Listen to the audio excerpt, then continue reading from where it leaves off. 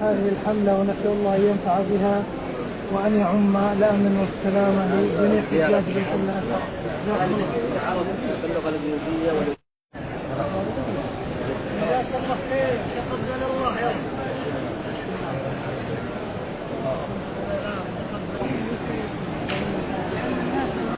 وخر عنه خلي يصلي.